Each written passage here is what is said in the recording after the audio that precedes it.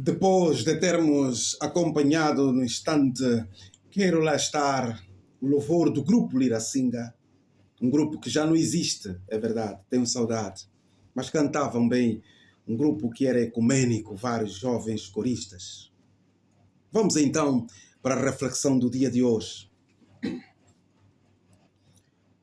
Pôs-se de joelhos e orou. O livro de Atos, capítulo 9, do versículo 36 a 43, diz o seguinte: E havia em Jope uma discípula chamada Tabita, que traduzido se diz Dorcas. Esta estava cheia de boas obras e esmolas que fazia. E aconteceu que naqueles dias, que enfermando ela, morreu. E, tendo-a lavado, a depositaram num quarto alto. E, como Lida era perto de Jope, ouvindo os discípulos que Pedro estava ali, lhe mandaram 2 homens, rogando-lhe que não se demorasse em vir ter com eles. Versículo 39. E, levantando-se Pedro, foi com eles. E quando chegou, o levaram ao quarto alto, e todas as viúvas o rodearam, chorando e mostrando as túnicas e roupas que Dorcas fizera quando estava com elas. Mas Pedro, fazendo sair a todos, pôs-se de joelhos e orou. E, voltando-se para o corpo, disse: Tabita, levanta-te. E ela abriu os olhos e, vendo a Pedro, assentou-se. E ele, dando-lhe a mão, a levantou e, chamando os santos e as viúvas, apresentou-lhe-a viva. E foi isto notório por toda Jope, e muitos creram no Senhor. E ficou muitos dias em Jope com um certo Simão, curtidor. Palavras do Senhor. Pôs-se de joelhos e orou. Estimado ouvinte, amigo e companheiro do Clínica Pastoral, o que levou o apóstolo Pedro a pôr-se de joelhos e orar na casa onde estava a irmã Dorcas? O que lhe motivou a ajoelhar para orar? A Bíblia afirma nessa história que esta filha do Senhor estava morta. Porém, as viúvas e os santos de Jope testemunhavam os feitos desta filha de Deus. As lágrimas de saudades pelo que ela fez à comunidade moveu o coração do servo de Deus, que o fez rogar ao Criador que voltasse a dar vida a esta guerreira do seu tempo.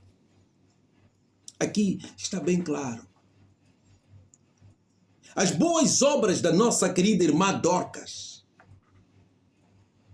o bem que ela fazia às pessoas da sua comunidade, do seu tempo,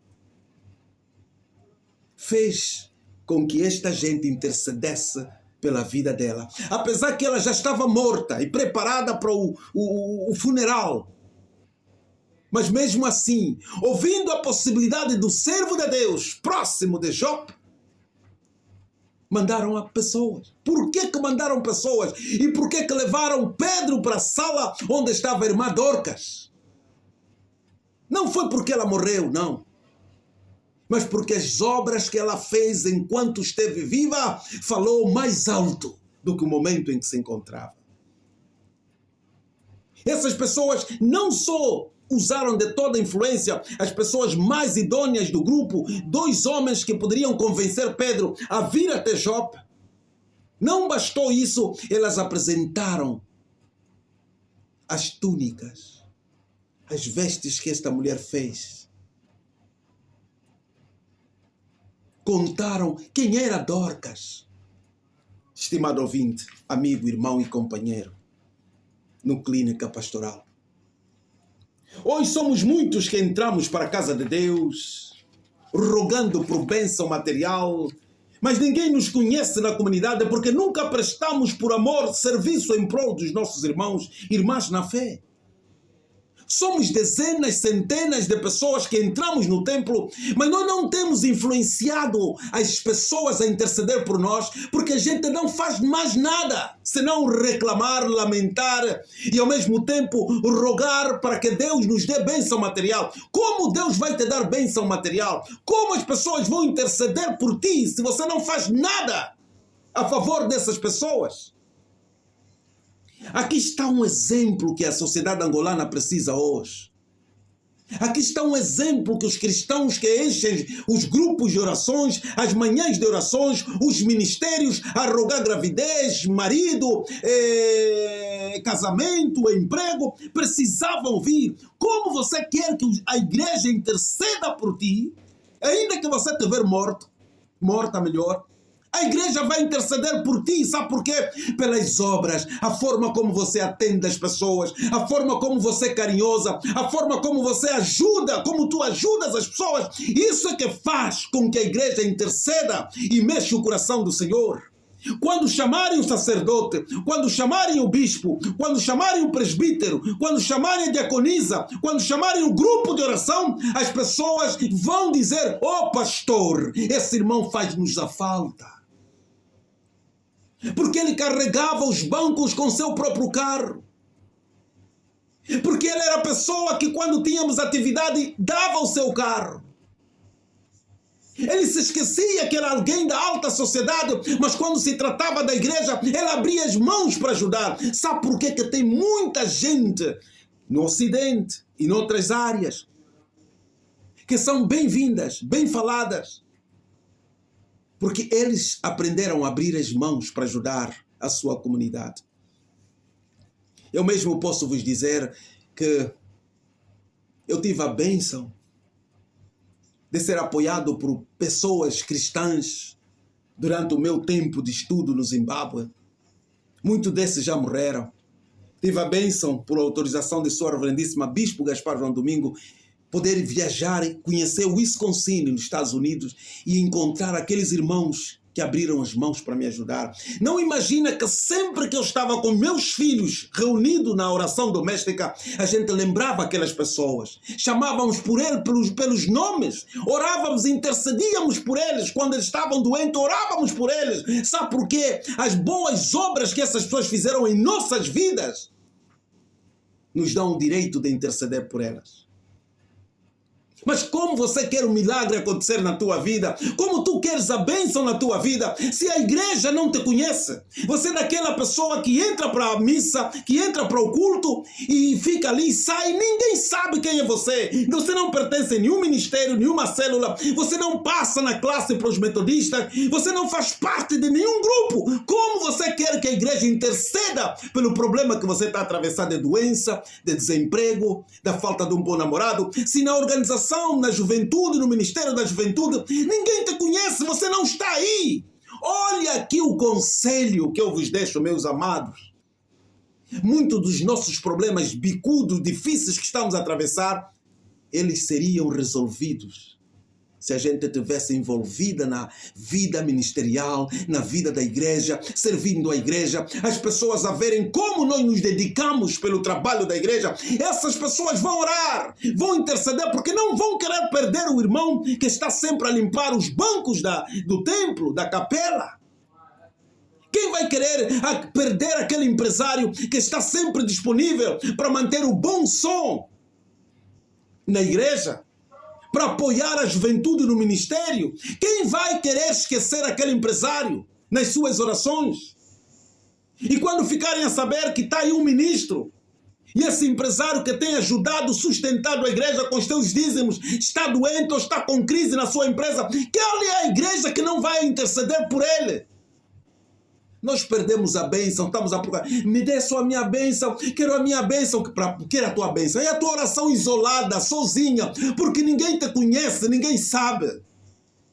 Muitos, nos dias de hoje, são conhecidas nas nossas igrejas, não porque fazem um serviço em nome de Jesus, mas porque reclamam, estão sempre nos grupos de orações para pedir bênção para os seus filhos, a proteção para os seus filhos. Isso lhes conhece. Não, aquela mamãe está sempre aqui a orar pelos filhos. Mas ninguém te conhece pelo que você faz em prol da comunidade, da sociedade. Isso até não é só no mundo religioso cristão, até no mundo secular. Quando o empresário está sempre nas causas solidárias, dando sopa, fazendo ajuda, ajudando as empresas, os lares da terceira idade, aquelas crianças vão conhecer que esse empresário sempre nos visita no final do mês, deixa o leite, deixa açúcar, deixa óleo nesse bairro, nessa casa. E quando esse empresário tiver problema, são esses jovens que vão ajudar. Olha só um exemplo que eu vou dar para terminar a nossa reflexão. Há tempos um pastor nosso da igreja metodista, que trabalha nesta área do Cantintom, contou-me uma cena muito linda. Naquela área tem muitos jovens marginais. Mas esse pastor era um pastor presente para aqueles jovens marginais. Conversava com eles, ajudava-lhes, dava-lhes a sopa. E sabe o que acontece? É que a igreja que está naquele beco, quando há culto de noite e o pastor está lá com a comunidade, os próprios marginais que não entram na igreja cuidam de todos. Eles dizem, nesse período, no beco, ninguém mexe ninguém. Só mexem depois do pastor sair. Então era um código. O pastor tinha que ser, ou é sempre, o último a sair da igreja quando há atividades à noite. E qualquer pessoa passa livremente, os rapazes estão aí fumando a sua liamba à vontade. E protegem a igreja e o pastor. Não é que um dos ladrões de outra área deu-se o luxo de assaltar o templo. Os ladrões, os jovens marginais da área ficaram tão chateados, foram ter com o pastor. Pastor, o que aconteceu? Disse, olha, levaram as cadeiras todas. Como é possível? Ninguém poderia levar. Os jovens meteram-se na mata, vou dizer mata porque no mundo deles, e encontraram o grupo dos jovens que assaltaram a igreja, trouxeram o jovem para a igreja já ferido, bateram nele, com as cadeiras que eles roubaram, e disseram, pastor, nós já caçamos o bandido. Bandido a caçar bandido. Bandidos levaram o bandido para a igreja. Aliás, para a igreja e depois para a esquadra. É o pastor que diz, não pode, ele não pode mexer na nossa igreja. Eles não vão para a igreja, mas ele estava dizendo, ele não pode mexer na nossa igreja. Sabe por quê? Porque aquela igreja dá sopa nesses jovens, encoraja esses jovens. Meus amados, até no mundo do mal, das trevas, quando você faz o bem, a comunidade te conhece. E quando a comunidade te conhece, a comunidade te protege, intercede por ti. Pensa nisso. Quantas vezes estamos no templo a reclamar, bênção, bênção, bênção, a pedir oração, mas você está a fazer sozinho. Dorcas não intercedeu por ela, mesmo já morta. Mas a igreja que beneficiou do trabalho de Dorcas intercedeu por ela. Aí está o poder da maravilha, da bênção. Quando você se torna cristão nessa caminhada e você serve de corpo e alma a tua comunidade, os teus irmãos e irmãs que Deus te deu. Esses irmãos, quando saberem que você tem dificuldade, está com problema, serão eles que vão interceder por ti. Essa é a melhor prática. Ao invés de ficar aos gritos, pulando, saltando, gritando como se fosse Deus surdo. Fala dessa forma com Deus. Serve o teu irmão, a tua igreja. É desta forma que você fala. Imagina numa congregação de 100 e tal pessoas e todo mundo sabe que você serve a igreja e serve com paixão, com amor. Essas pessoas, quando forem para as suas casas, vão lembrar de ti nas suas intercessões, vão orar por ti e você vai dar conta que a tua vida está a andar bem. Não é porque você é fiel 100%, mas é porque as tuas ações estão a falar muito alto. Oh, glória! Pense nisso. Esta é a nossa reflexão do dia de hoje. Pôs-se de joelhos e orou, porque o povo intercedeu por ela.